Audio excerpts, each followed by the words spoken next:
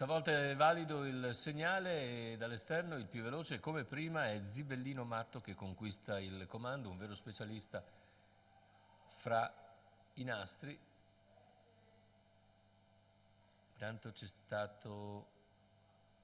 problema per Zaira delle Selve, mentre in seconda posizione Zolder S che sposta presto all'esterno. Dopo i primi 200 in 16,9 Zolder S va a chiedere e probabilmente ottenere strada da Zibellino Matto, ottiene strada quindi il favorito, ma c'è già la progressione di Zeniati a Lux che ha recuperato i 40 metri di penalità e si lancia sul nuovo leader. La squalifica intanto per Zatoxvik, è rimasto attardato anche Zaira delle Selve.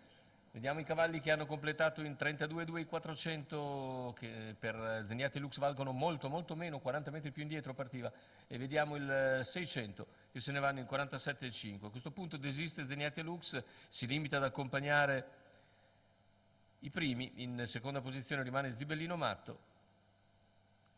e così se ne va il primo giro di corsa, completato in 1,3,5, in vantaggio è sempre Zoldera S, nettissimo favorito, all'esterno Zeniati a Lux che ha colto partenza eccellente, in seconda posizione Zibellino Matto, per corsie esterni agisce anche Visco Jet, che è un altro degli attesi. Poi al largo vediamo anche Zitrunas, mentre 1,19,3 il passaggio al chilometro. Per corsie esterne c'è anche Zumba B, mentre chiudono il gruppo la pariglia formata da Zolabad e Zaira delle Selve, che si è ricongiunta dopo l'errore iniziale.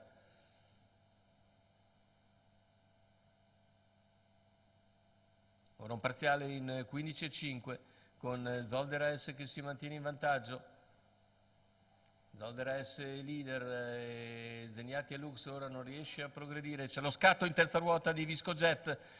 cerca di cogliere in difficoltà Zoldera S, questi però si impegna e reagisce e i due prendono vantaggio sulla curva conclusiva a 300 dalla conclusione, lotta aperta fra questi due, Zibellino Matto a una quindicina di metri, segue in terza posizione poi Vesna Daghi, retta d'arrivo, ci prova ancora